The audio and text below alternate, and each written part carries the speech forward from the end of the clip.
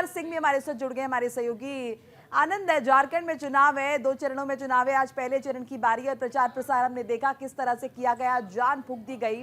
तमाम स्टार प्रचारक जो है झारखंड पहुंच रहे थे, चाहे अमित शाह की बात कर ले, प्रधानमंत्री मोदी की बात कर ले, हम गृह मंत्री की बात कर ले, और हर मुमकिन कोशिश की गई। यानी कि ऐसा लगा कहीं ना कहीं एंटी इनकम्बेंसी को भुनाने की पुरजोर कोशिश। जी बिल्कुल, आपने सही कहा। विधानसभा चुनाव जीतने को लेकर बीजेपी हर संभव कोशिश की थी और यही कारण था कि लगातार प्रधानमंत्री नरेंद्र मोदी की जनसभाएं झारखंड में रखी गई और शुरुआत खुद झारखंड से की गई। आज भी जनसभाएं हैं दूसरे फेज के विधानसभा चुनाव में लेकर। बीजेपी उसकी तैयारी के साथ पहले फेजेस में जो सीटों को चुनाव होना वो 43 सीट है, उसके साथ जो कैंडिडेट है, जो लगभग तमाम पार्टीज के साथ 636 उम्मीदवार लगभग जो है बताए जा रहे हैं कि अपनी किस्मत दांव पर लगा रहे हैं। और अगर बीजेपी की बात की तो बीजेपी के कई बड़े नेताओं की किस्मत इस चुनाव में पेटी में बंद हो जानी, जिसमें खुद अभी या कहें पूर्व मुख्यमंत्री जो कि बीजेपी में शामिल हुए चंपई सोरेन जैसे कई बड़े नेताओं की किस्मत है दांव पर। तो कहीं ना कहीं बीजेपी हर संभव कोशिश कर रही है कि चुनाव में जीत सुनिश्चित की जा सके और तमाम वो एंटी इनकम्बेंसी का फायदा उठा के, चाहे अब देखिए एनआरसी समेत तमाम मुद्दों को विधानसभा चुनाव के दरमियान रखा गया जनता के बीच में। तो कहीं ना कहीं बड़ा चुनाव है बीजेपी के लिए, बीजेपी हर संभव कोशिश कर रही है कि इसको जीता जा सके। हेमंत सोरेन ने भी कोशिश की गई थी कि कहीं ना कहीं कई ऐसी सीट है जो कि विधानसभा चुनाव का जो डिसाइडिंग सीट्स होती है उसमें महिला एक प्रमुख तौर पर सामने आती है। अगर झारखंड की बात की तो कम से कम 18 सीट्स ऐसी हैं जहां महिला डिसाइड करते कि कौन जीतेगा। यही कारण रहा कि खुद हेमंत सोरेन ने भी महिलाओं को लेकर एक योजना लाई थी, जिसके बाद बीजेपी ने भी उसको घोषणा की, गोगा दीदी घोषणा की है। तो कहीं ना कहीं हर संभव कोशिश की जा रही है कि हर एक समुदाय को साथ जोड़ा जा सके, हर एक व्यक्ति को साथ जोड़ा जा सके, जिसको लेकर दोनों ही पार्टीज ने हर स्टार प्रचारकों समेत तमाम बड़े नेताओं को सड़कों पर उतारा और संभव कोशिश की गई अपनी योजना को जनता के बीच में रखे।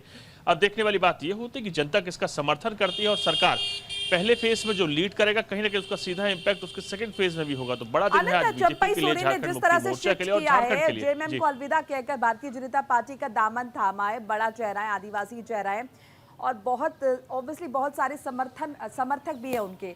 तो क्या लगता है आपको कितना नुकसान उनका भारतीय जनता पार्टी में आने पर जेएमएम को हो सकता है? देखिए, बड़े नेता हैं, आदिवासी नेता हैं, तो इसका चीज तो संभव है कहीं ना कहीं एक झटका जेएमएम को लगेगा। क्योंकि आपने देखिए अगर बात की जाए पुराने इतिहास की तो जब लोकसभा चुनाव हो रहे थे तब चंपई सोरेन जेएमएम के साथ थे, लेकिन उस चुनाव में ये चीज स्थापित हुई, बीजेपी को कहीं ना कहीं चीजें स्पष्ट हुई कि जो उसके तमाम बड़े नेता थे, चाहे अर्जुन मुंडा हो, जो आदिवासी नेता थे, वो उतना इंपैक्टफुल नहीं रह पाए। कई बड़े पद पे रहे, लेकिन उसके बाद भी एक चीज की बीजेपी को कमी हुई कि आदिवासी चेहरा नहीं है जो सीधे आदिवासी वोट को अपने पास लाया जा सके। यही कारण था कि बीजेपी ने चंपई सोरेन की बीजेपी में शामिल कराया गया। कोल्हान का टाइगर उन्हें कहा जाता है और लगभग 36 सीटें ऐसी जिसमें सीधा इंपैक्ट उनका पड़ता है। पहले फेज में चुनाव होना है उन्हीं के क्षेत्र में और उनकी किस्मत खुद दांव पे है। तो बीजेपी ने हर संभव कोशिश की है कि आदिवासी जो कि वोट बैंक है जेएमएम का, उसमें सेंधमारी की जा सके और यही कारण है कि पूर्व मुख्यमंत्री चंपई सोरेन को बीजेपी में शामिल कराया गया। और इस चुनाव में आपने देखा उन्होंने खुद बीजेपी को लेकर वोट मांगा, कई बयान दिए उन्होंने, अपनी तौहीन से लेकर तमाम चीजें जनता के बीच में रखी। अब इंपैक्ट कितना पड़ेगा ये विधानसभा चुनाव का जो रिजल्ट आएंगे उस दिन पता लगेगा। लेकिन कहीं ना कहीं बीजेपी इस बात कॉन्फिडेंट है कि चंपई सोरेन के आने के बाद जो आदिवासी वोट बैंक है, जो पारंपरिक जेएमएम का वोट बैंक है, वो बीजेपी की तरफ शिफ्ट करेगा। अगर ये चीज संभव होती है तो कहीं ना कहीं जेएमएम को एक बड़ा झटका मिलेगा। जी बिल्कुल। आनंद, एक और चीज मैं आपसे समझना चाहूंगी, इस वक्त जो बटेंगे कटेंगे जो पॉपुलर ये ट्रेंड इस वक्त चल रहा है, ये जो बयान चल रहा है और खास तौर से ये उपचुनाव और 2 राज्यों में जो विधानसभा चुनाव है इनके मद्देनजर ये बयान जो है चल रहे हैं, इसका कितना असर आपको नजर आता है? अगर हम झारखंड की राजनीति की बात करें, झारखंड चुनावों की बात करें, यहाँ पर कितनी कामयाब रहेगी बीजेपी या फिर हम एनडीए गुट की बात करें कि वो जो हिंदुओं का वोट बैंक है वो एकजुट रहे? देखिए, अगर मोनिका बात की जाए सेकुलरिटी की तो वो बहुत साल पहले ही खत्म हो चुका है। अब जो लोग हैं या तो वो पूरी तरह से कांग्रेस यानी इंडिया गठबंधन की तरफ है या बीजेपी की तरफ है। और यही कारण है कि खुद योगी आदित्यनाथ ने जो नारा दिया है कि बटेंगे तो कटेंगे, उसका असर आप पूरे देश में देख सकती हैं, हर विधानसभा में देख सकती हैं, हर व्यक्ति तक आज इसको लेकर बातचीत कर रहा है। अब अगर आप झारखंड की विशेष तौर पर बात की तो झारखंड डेमोग्राफी बड़ी तेजी से बदल रही है। कई ऐसे इंसिडेंट हुए जहां ये चीज स्थापित हुई कि बांग्लादेश से आए या बाहर से आए व्यक्ति डेमोग्राफी चेंज कर रहे हैं, जिसके चलते कहीं ना कहीं क्राइम बढ़ रहा है और तमाम चीजों को लेकर आगे भारतीय नागरिकता का भी कहीं ना कहीं उसको लेकर सवाल उठा रहा है। यही कारण था कि बीजेपी ने एनआरसी की घोषणा झारखंड में की है। बीजेपी समझती है कि ये बड़ा मुद्दा है, झारखंड को लेकर एनआरसी एक बड़ा मुद्दा रहेगा और यही कारण है कि डेमोग्राफी चेंज को लेकर बीजेपी ने भी मुहर लगा दी है।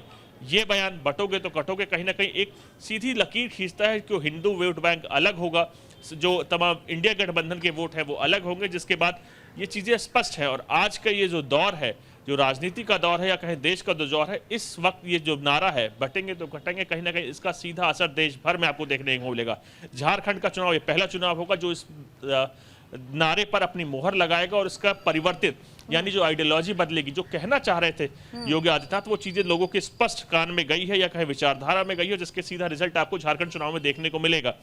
जो भी वो तमाम लोग हैं जो डेमोग्राफी चेंज से परेशान है, वो सीधे बीजेपी की तरफ जाएंगे और कहीं ना कहीं जो उसके समर्थक है वो सीधे इंडिया गठबंधन की तरफ जाएंगे। तो जो लकीर थी बीच की वो स्पष्ट होगी, कौन किसकी तरफ है ये स्पष्ट हो जाएगा और इसका सीधा असर लोकसभा चुनाव में जो पड़ना के बाद बीजेपी अब कोशिश कर रही है कि उसका इम्पैक्ट पूरे देश भर में देखा जाए और उसी तौर पर झारखंड चुनाव पहला चुनाव होगा जहां इसका इम्पैक्ट दिखेगा। लाडकी बहीण माझी